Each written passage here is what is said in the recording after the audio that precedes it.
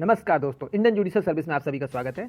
आज के इस वीडियो में हम लोग भारत के संविधान में संघ यानी द यूनियन पे चर्चा करेंगे। देखिए, द यूनियन में जो है हम लोग यहाँ पर जो है अब उपराष्ट्रपति के बारे में चर्चा करते हैं। देखिए, ये वीडियो इस श्रृंखला का जो है 21वां वीडियो है और संघ से संबंधित ये 6ठा वीडियो है। अगर आपने प्रीवियस वीडियो नहीं देखे हैं तो प्रीवियस वीडियो जो हैं वो सभी का लिंक जो है वो डिस्क्रिप्शन बॉक्स में दिया हुआ है। हाँ, साथ ही एक और इम्पॉर्टेंट बात है कि डिस्क्रिप्शन बॉक्स में व्हाट्सएप और टेलीग्राम ग्रुप के भी ज्वाइन करने के भी लिंक दिए हैं, वहाँ से आप उनको ज्वाइन कर सकते हैं।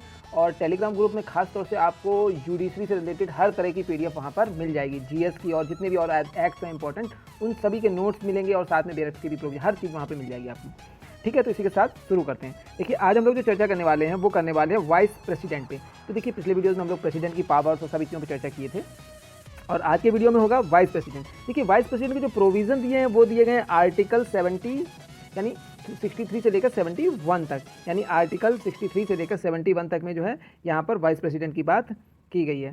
तो ठीक है, ये चीज़ यहाँ पे हो जाती है। बाकी देखिए, अब हम लोग शुरू से बात करते हैं। तो अगर देखा जाए आर्टिकल 63, तो 63 में जो है आर्टिकल में बताया गया कि जैसे वहाँ पर आर्टिकल 52 में बताया गया था there shall be a president of India, यानी भारत का एक राष्ट्रपति होगा।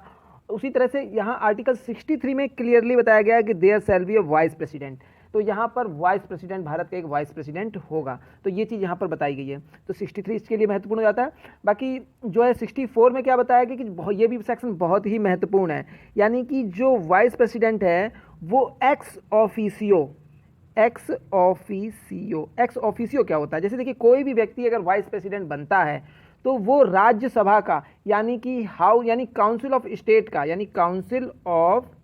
यानी राज्यसभा का जो है चेयरमैन बन जाता है। स्पीकर नहीं, स्पीकर लोकसभा में होता है और जो राज्यसभा का अध्यक्ष होता है उसे चेयरमैन कहते हैं। तो काउंसिल ऑफ स्टेट बन जाता है, यानी chairman of council of state बन जाएगा उपराष्ट्रपति। और एक और खास बात है कि उपराष्ट्रपति की जो सैलरी है, इसमें प्रेजेंट टाइम में जो सैलरी है वो है 4 लाख रुपीज़। तो यहाँ पर 4 लाख रुपीज़ जो मिलते हैं ये उनको एज अ वाइस प्रेसिडेंट नहीं मिलते हैं, ये मिलते हैं इनको एज अ यानी कि राष्ट्रपति यानी जो राज्यसभा के चेयरमैन के तौर पे, यानी ex officio chairman of Rajya Sabha के तौर पे इनको ये सैलरी मिलती है। और बाकी उपराष्ट्रपति का कोई विशेष कार्य नहीं होता है सिवाय राज्यसभा की जो है कार्रवाइयों का कार्य जो है आगे बढ़ाना, और इन सभी कार्य यही सारे कार्य होते हैं। परंतु जब vice president as a president कार्य करता है तो वो प्रेसिडेंट के सारे कार्य करता है, उसमें प्रेसिडेंट का भत्ता ही मिलता है और साथ में जो भी तरह की फैसिलिटीज़ प्रोवाइड की जाती हैं प्रेसिडेंट को वो सारी मिलती हैं। उस समय वाइस प्रेसिडेंट राष्ट्रपति के राज्यसभा के एक्स ऑफिसियो के तौर पे कार्य नहीं करते हैं। तो देखिए, ये आर्टिकल जो है आर्टिकल 64 में बताया गया था ये चीज़।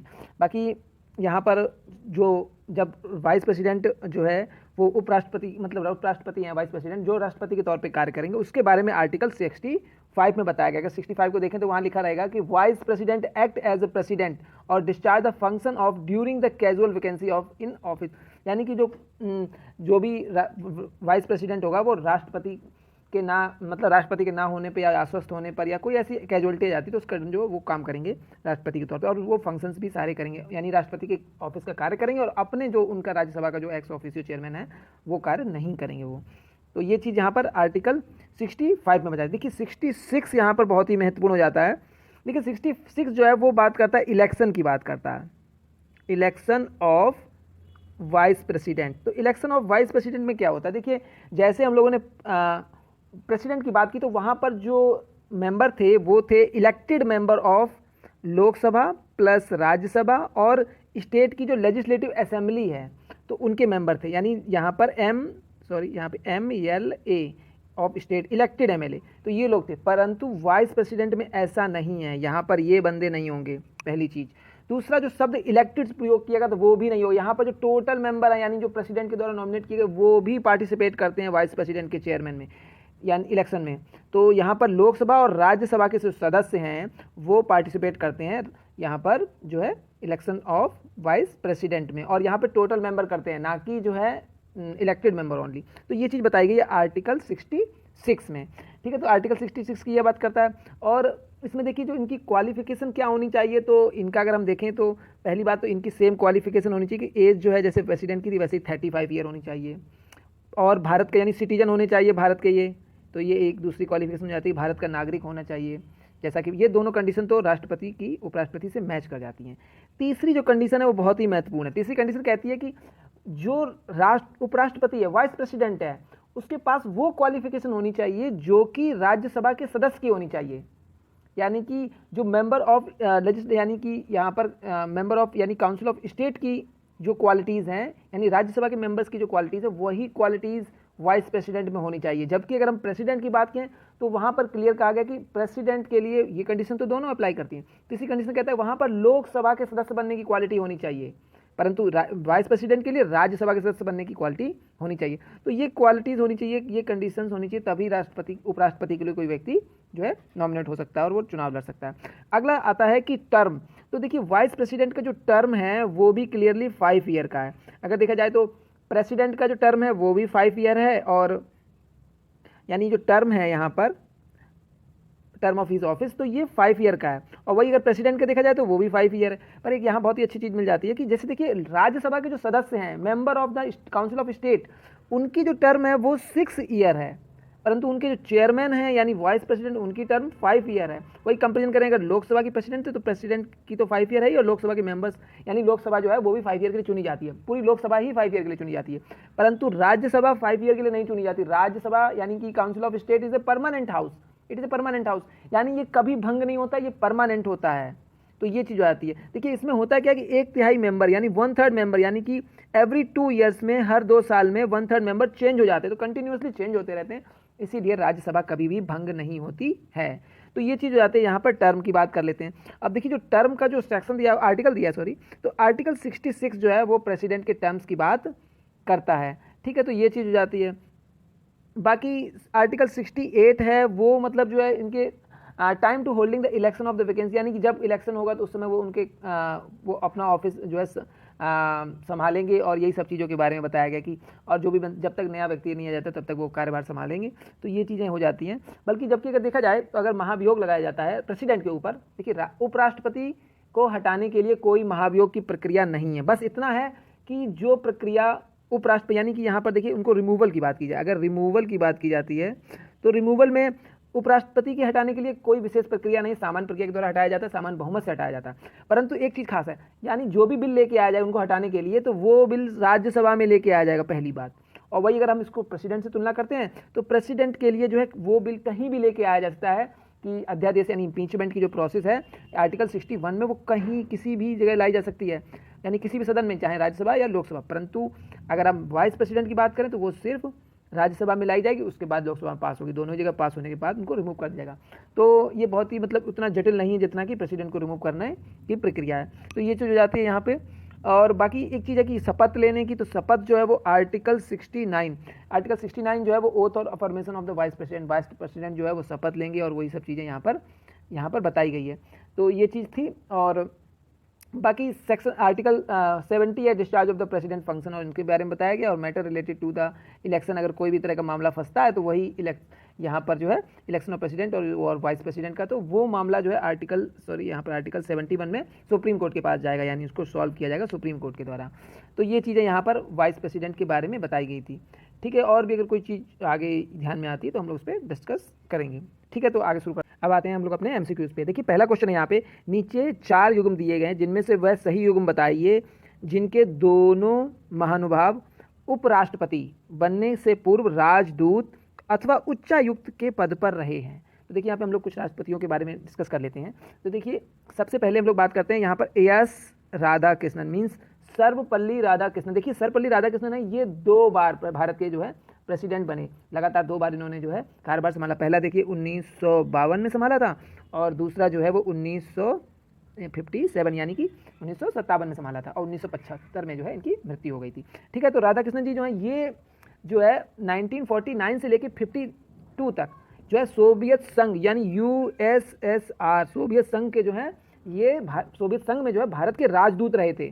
तो भारत के राजदूत जो है एस राधाकृष्णन यानी 1952 तक जो है 1949 से 1952 तक जो है राजदूत रहे थे। तो ये चीज़ आती है। बाकी एक बीवी गिरी, तो बीवी गिरी जो है ये जो है श्रीलंका में, यानी कब से कब तक रहे, ये 1947 आज़ादी के समय से लेकर 1951 तक, तो 1950 तक ये श्रीलंका में भारतीय उच्चायुक्त पद पर रही। उच्चायुक्त की बात की गई तो ये भी यहाँ कंडीशन दोनों ही सेट हो जाती हैं। बाकी अगर देखा जाए तो KR नारायण, देखिए KR नारायण इस ऑप्शन में दिया है, तो KR नारायण इसमें भी दिया है। तो KR नारायण जो थे ये जो है KR नारायण ये बर्मा तथा चीन, जो बर्मा आज म्यांमार है, ये बर्मा और जो चीन है यहाँ पर राजदूत रहे हैं। तो ये चीज़ें हो जाती हैं। तो इसमें देखिए ऑप्शन में सबसे जो सटीक बैठा, क्योंकि यहाँ पर बीडी जत्ती है और जाकिर हुसैन है और यहाँ पर जीएस पाठक है, ये व्यक्ति राजदूत और जो है उच्चायुक्त नहीं रहे हैं। तो इस प्रश्न का जो उत्तर हो जाएगा क्लियरली ऑप्शन बी हो जाएगा। नेक्स्ट क्वेश्चन पे आते हैं, यानी कि डॉक्टर राधाकृष्णन मीन्स सर्वपल्ली राधाकृष्णन और बीबी गिरी। नेक्स्ट क्वेश्चन पे आते हैं, क्वेश्चन नंबर 102। निम्न में से किसने भारत के उपराष्ट्रपति का पद संभाला? तो देखते हैं यहाँ पे पहला दिया हुआ है ऑप्शन में मोहम्मद हियातुल्लाह। तो बिल्कुल मोहम्मद हियातुल्लाह जी ने जो है भारत के उपराष्ट्रपति पद का संभाला। फारुखुद्दीन अली अहमद, देखो इन्होंने उपराष्ट्रपति पद का नहीं, ये राष्ट्रपति बने थे डायरेक्ट, ठीक है, तो ये चीज़ यहाँ नहीं हो जाएगी। बाकी नीलम संजीव रेड्डी तो निर्विरोध चुने गए थे राष्ट्रपति के पद पर, तो ये भी यहाँ नहीं हो जाएगा। बाकी यहाँ पर है शंकर दयाल शर्मा, तो बिल्कुल यहाँ पर शंकर दयाल शर्मा जी जो है ये भी उपराष्ट्रपति के पद पर रहे थे। तो आंसर हो जाएगा इस प्रश्न का जो है यानी कि ऑप्शन 1 और 4 यानी ऑप्शन बी इस प्रश्न का उत्तर हो जाता है, ठीक है। अच्छा, इन लोगों का कार्यकाल देखा जाए तो ये कब कब रहे हैं, तो यहाँ पर जो है हियातुल्लाह जी जो रहे हैं ये रहे थे इनका जो कार्यकाल था ये विदाउट यानी इनको बिना अपोजिशन के इनको चुना गया था। ये चुना गया था 1979 में, तो 1979 में जो है इनको चुना गया था। वही अगर शंकर दयाल शर्मा को, ये बाद में राष्ट्रपति भी बने थे भारत के, 1987 में चुना गया था ये उपराष्ट्रपति के पद पर। तो ये चीज़ आती है इस प्रश्न पे, ऑप्शन बी यहाँ से हो जाएगा। नेक्स्ट क्वेश्चन पे आते हैं, क्वेश्चन नंबर 103। भारत के उपराष्ट्रपति पद पदच्युत करने यानी रिमूवल करने की बात की का प्रस्ताव पारित किया जा सकता है। अभी हम लोग चर्चा की थी, यानी removal of the vice president is only started from the which house of state, तो काउंसिल ऑफ स्टेट से हटाया जाएगा वहाँ पे। तो बिल्कुल यहाँ पर हाउस ऑफ स्टेट की बात की जाए तो राज्यसभा से ही हटाया जाता है। तो यहाँ लोकसभा बिल्कुल नहीं, किसी भी सदन, तो ये प्रेसिडेंट में लागू होता है किसी भी सदन, तो ये भी आंसर यहाँ नहीं होगा। संसद की संयुक्त बैठक से बिल्कुल नहीं हो सकता यहाँ पर, केवल राज्यसभा में। तो बिल्कुल यहाँ पर यानी वाइस प्रेसिडेंट को रिमूव करने के लिए जो भी बिल आएगा तो वो सबसे पहले राज्यसभा से ही आएगा। तो आंसर हो जाएगा इस प्रश्न का ऑप्शन डी। नेक्स्ट क्वेश्चन पे आते हैं, और ये प्रोविजन दिया कहाँ है तो हम लोग डिस्कस भी कर चुके हैं, आर्टिकल 67 के यहाँ पर बी में दिया गया है ये। नेक्स्ट क्वेश्चन पे आते हैं, क्वेश्चन नंबर 104। भारत के उपराष्ट्रपति का निर्वाचन एक निर्वाचक गण द्वारा किया जाता है जिसके सदस्य होते हैं। इस प्रश्न को भी देखिए हम लोग डिस्कस कर चुके हैं अभी। तो इसके सदस्य कौन होते हैं? संसद के दोनों सदनों के केवल निर्वाचित सदस्य, बिल्कुल गलत, यहाँ पे निर्वाचित शब्द का प्रयोग हो गया इसलिए ऑप्शन गलत हो जाता है। संसद के दोनों सदनों के सभी सदस्य, बिल्कुल यहाँ पर आंसर हो जाएगा ऑप्शन बी। और देखिए इसका जो दिया गया है तो ये चीज़ यहाँ पर हो जाती है। बाकी राज्यसभा विधानसभा में, यहाँ विधानसभा तो बिल्कुल भी नहीं होगा और ये भी नहीं होगा विधानसभा, ठीक है, तो आंसर हो जाएगा। और इसका प्रोविजन दिया है आर्टिकल 66 में, ठीक है। नेक्स्ट क्वेश्चन पे आते हैं, क्वेश्चन नंबर 105। भारत के उपराष्ट्रपति का चुनाव किस तरह होता है? तो देखिए यहाँ पर राष्ट्रीय स्तर पर सीधे चुनाव से बिल्कुल नहीं, यहाँ पे सीधा चुनाव नहीं होता है। राष्ट्रपति द्वारा मनोनीत तो बिल्कुल नहीं होते, इलेक्टेड होते हैं ये। तो लोकसभा के संसद तथा विधानसभाओं, तो बिल्कुल ये भी गलत हो जाएगा। लोकसभा तथा राज्यसभा के संसदों द्वारा सीधे चुने जाते हैं, बिल्कुल यही ऑप्शन यहाँ पर सही हो जाता है। तो आंसर हो जाएगा ऑप्शन यहाँ पर डी। नेक्स्ट क्वेश्चन पे आते हैं, क्वेश्चन नंबर 106। राष्ट्रपति द्वारा जारी अध्यादेश, तो देखिए राष्ट्रपति अध्यादेश कहाँ पे जारी करता है? तो अगर आप देखेंगे राष्ट्रपति का अध्यादेश जो है वो आर्टिकल 123 यानी कि 1, 2, 3 यानी 123 में राष्ट्रपति जो है वो अध्यादेश देने की शक्ति वहाँ पर दी गई है, यानी आर्टिकल 123 में। तो राष्ट्रपति द्वारा जो अध्यादेश संसद के सत्र शुरू होने के बाद कितने समय के भीतर समक्ष रखा जाना चाहिए? तो बिल्कुल यहाँ पर देखिए राष्ट्रपति का जो अध्यादेश होता है वो 6 महीने तक लागू रहता है, परंतु जैसे ही संसद लागू होती है तो ठीक 6 सप्ताह के अंदर उसको वहाँ पर सदन के अंदर रखा जाना चाहिए। तो टोटल हो जाएगा 6 मंथ प्लस 6 वीक, तो ये चीज़ यहाँ हो जाती है। तो इस प्रश्न का जो उत्तर हो जाएगा ऑप्शन बी यहाँ पर 6 सप्ताह। तो अगर ये प्रश्न आ जाए कि एक अध्यादेश अधिकतम कितनी अवधि तक लागू रह सकता है विदाउट संसद, यानी संसद ने पास किए, तो बिल्कुल फिर दोबारा पास हो सकता है, वो आगे भी मतलब अध्यादेश लागू किया जा सकता है। संसद में आए तो बिल के तौर पर आ जाएगा, मगर अध्यादेश एक के बाद फिर दोबारा लाया जा सकता है।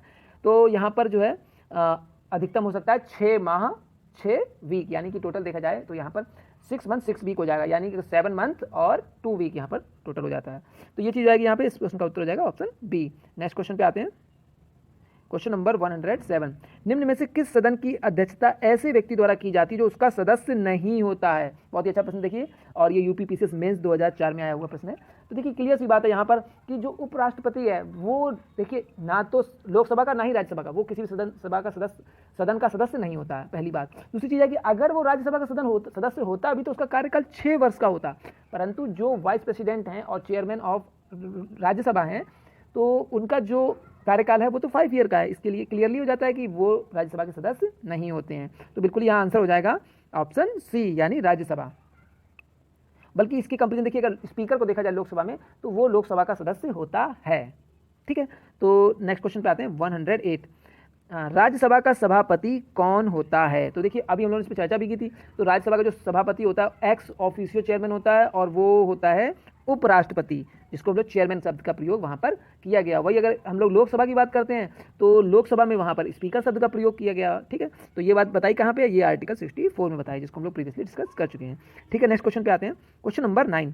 श्री मोहम्मद हामिद अंसारी का व्यक्ति जो है व्यक्तिगत क्रम, यानी यहाँ पर्सन क्रम पूछा गया, के अनुसार भारत में उपराष्ट्रपति के रूप में क्रमांक हैं। तो देखिए जो मोहम्मद अंसारी हैं, इनका जो व्यक्तिगत क्रम है वो है 12वां, यानी ये 12वें नंबर पर जो है भारत के राष्ट्रपति उपराष्ट्रपति के पद पर चुने गए थे। ठीक है, ये जाता है। बाकी देखिए वेंकैया नायडू जी, देखिए यहाँ पर शुरू में अगर देखा जाए तो सर्वपल्ली जो राधाकृष्णन थे ये 2 बार चुने गए थे। तो अगर उस मतलब टर्म में पूछा जाएगा तो 13वां हो जाएगा, एक टर्म बढ़ जाएगा, और अगर व्यक्ति के तौर पर पूछा जाएगा तो ये 12वें थे।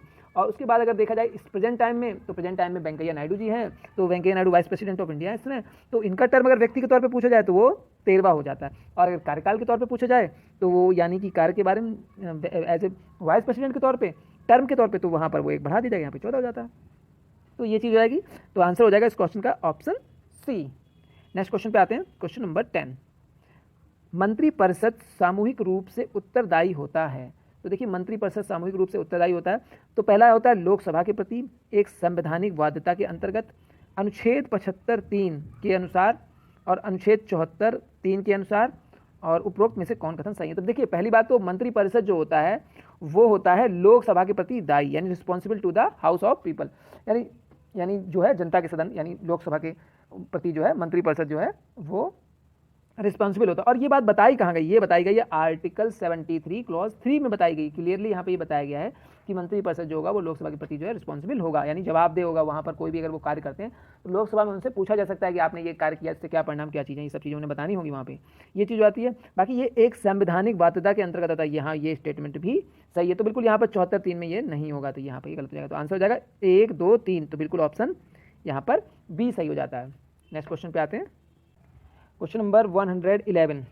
भारत के प्रधानमंत्री की नियुक्ति के समय ऑप्शन ए है यहाँ पे, जरूरी नहीं है कि वह संसद के दोनों सदनों मतलब लोकसभा और राज्यसभा में से एक का आवश्यक रूप से सदस्य हो। बिल्कुल सही स्टेटमेंट है ये।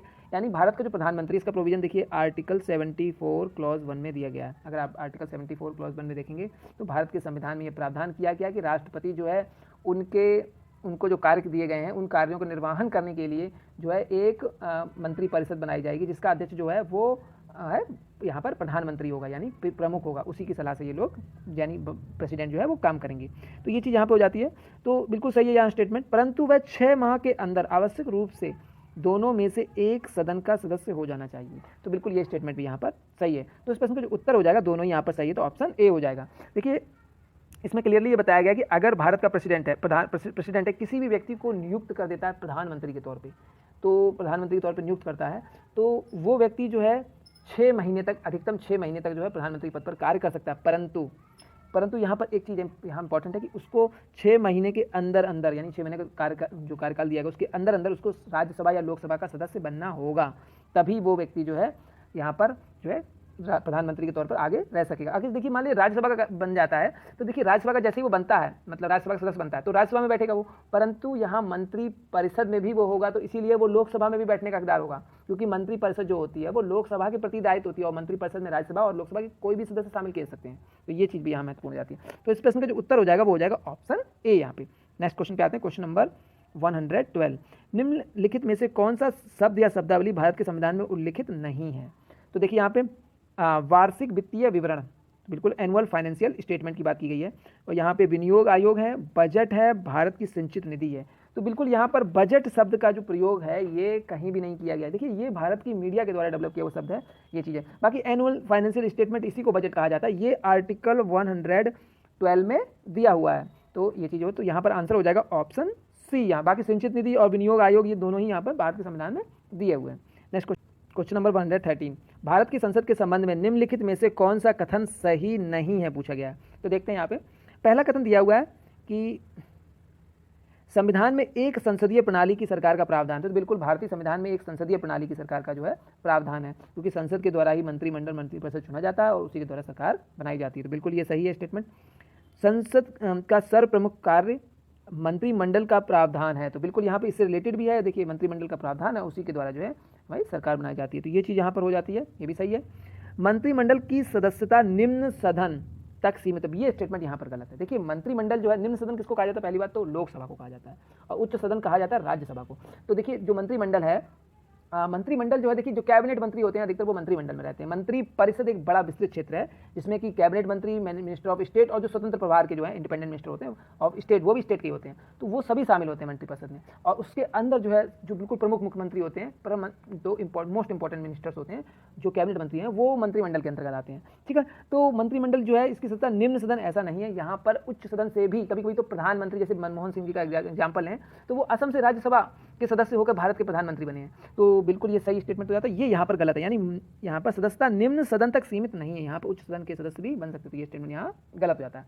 नेक्स्ट लास्ट देख लेते हैं, मंत्रिमंडल को लोकप्रिय सदन में बहुमत यानी का विश्वास प्राप्त होना। बिल्कुल यहाँ पर जो मंत्रिमंडल है उसको लोक यानी कि जो लोकप्रिय सदन यानी लोकसभा, लोक जनता के द्वारा जो डायरेक्टली चुन के आते हैं, यानी लोकसभा के मेंबर, वहाँ यानी लोकसभा में बहुमत होना चाहिए तभी सरकार बनाई जा सकती है। लोकसभा में बहुमत नहीं है तो सरकार नहीं बनेगी, ये स्टेटमेंट यहाँ सही जाता है। तो इस प्रश्न का उत्तर हो जाएगा ऑप्शन सी, यही स्टेटमेंट यहाँ पर गलत है।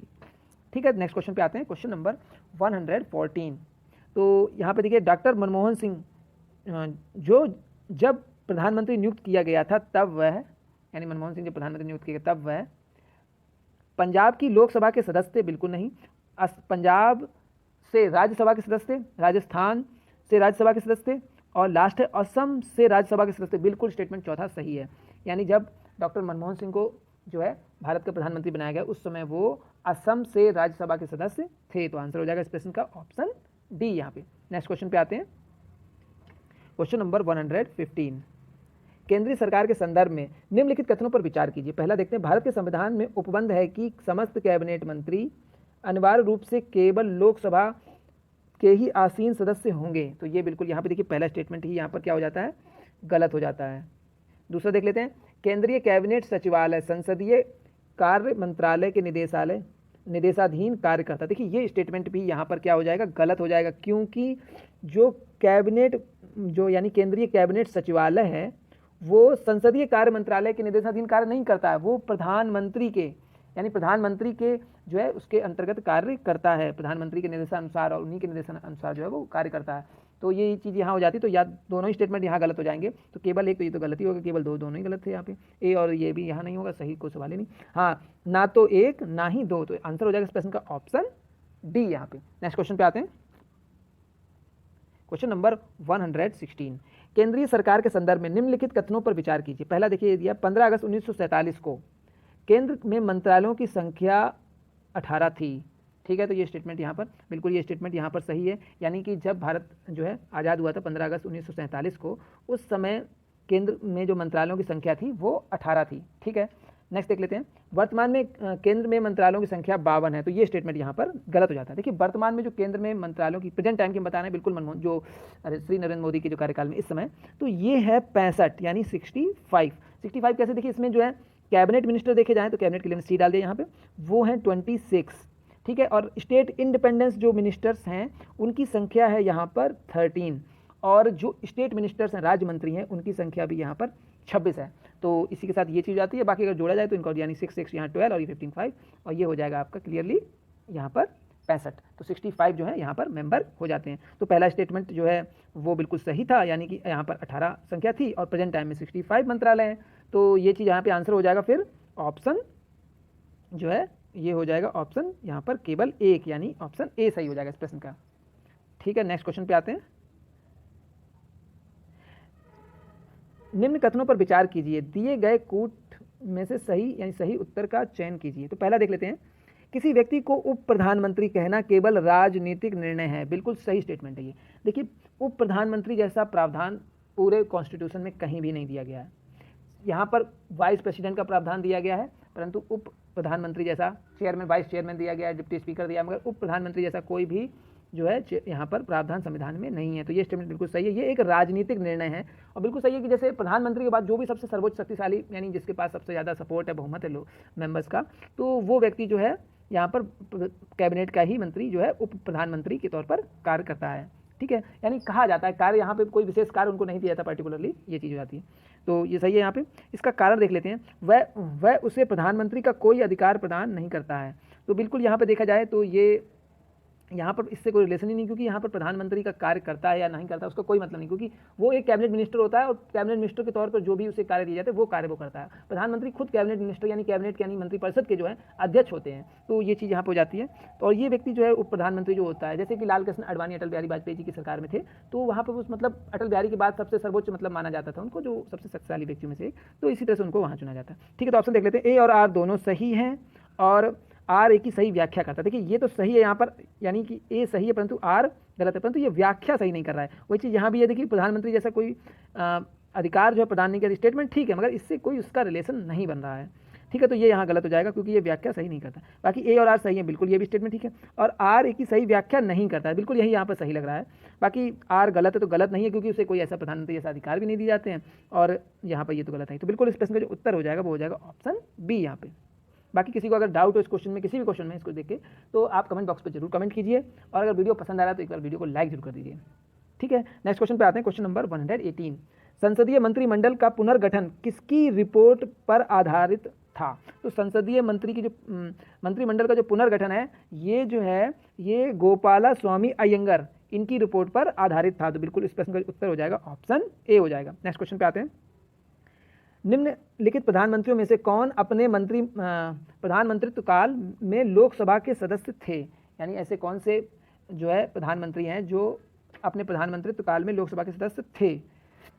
पहला दिया हुआ देवगौड़ा, दूसरा दिया आई के इंद्र कुमार गुजराल और चंद्रशेखर और डॉक्टर मनमोहन सिंह।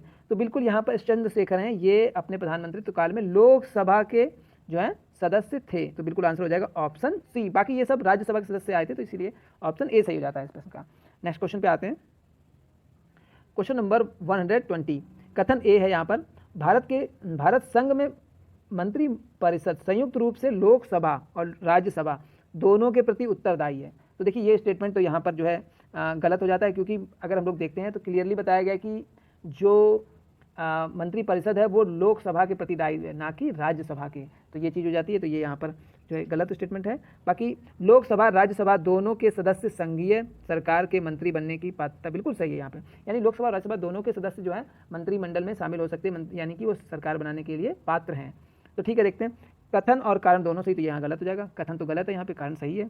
कथन और कारण दोनों सही, तो ये भी गलत हो जाएगा। कथन सही है, कारण गलत है, ये भी स्टेटमेंट यहाँ गलत हो जाएगा। कथन गलत है परंतु यानी पर कारण सही है, ये यहाँ पर सही हो जाएगा। तो बिल्कुल इस प्रश्न का उत्तर हो जाएगा ऑप्शन डी यहाँ पे। ठीक है, तो यहाँ पर अच्छा ये बताया कहाँ गया है कि वो कलेक्टिवली रिस्पॉन्सिबल होंगे? तो बिल्कुल आर्टिकल 75 क्लॉज 3 में कहा गया है कि जो मंत्री परिषद है वो collectively responsible to the Lok Sabha house of people के, यानी toward the house of people, यानी वहाँ पर रिस्पॉन्सिबल होंगे, संयुक्त रूप से रिस्पॉन्सिबल होंगे किसके प्रति? लोकसभा के प्रति। इसी के साथ इस वीडियो को आप समाप्त करते हैं। भाई वीडियो पसंद आए तो एक बार लाइक जरूर ठोक दीजिए, क्योंकि लाइक से क्या है कि आपको देखिए कोई नुकसान नहीं हो रहा है, और एक लाइक करने में क्या दिक्कत है। ठीक है, जिससे हमको मोटिवेशन मिलता है कि हाँ लोग देख रहे हैं, लाइक कर रहे हैं। लोग देखते हैं पर लाइक नहीं करते हैं, पता भी नहीं चलता है। ठीक है, और प्रमोट करिए। अगर आपको लगता है कि भाई गलत है तो डिसलाइक कर दीजिए, कोई बात नहीं है, मगर जो है इससे क्या रहेगा भाई, मुझे लगेगा कि हाँ आप लोग देखें और जो है रिस्पॉन्सिबल मिला, क्योंकि व्यू आते हैं मगर जो है लाइक और डिसलाइक का कुछ पता नहीं चलता है। ठीक है, और अगर बहुत अच्छा लगता है तो भाई इसको शेयर कर दीजिए, और अपने जो है सोशल नेटवर्किंग चैनल्स पे, और यानी जो जैसे व्हाट्सएप है, टेलीग्राम है, और जो है फेसबुक है, इन सब पे भी कर सकते हैं। और जो है अगर आपने अभी तक चैनल सब्सक्राइब नहीं किया तो भाई चैनल सब्सक्राइब कर लीजिए, आपको इससे बहुत फ़ायदा मिलेगा। और हम इसमें जो है जुडिशरी से रिलेटेड सभी तरीके के जो है वीडियोज़ आएंगे, और वो आपको जो है हेल्प करेंगे आपके जो है एग्जाम्स में। ठीक है, thank you for watching Indian judicial service.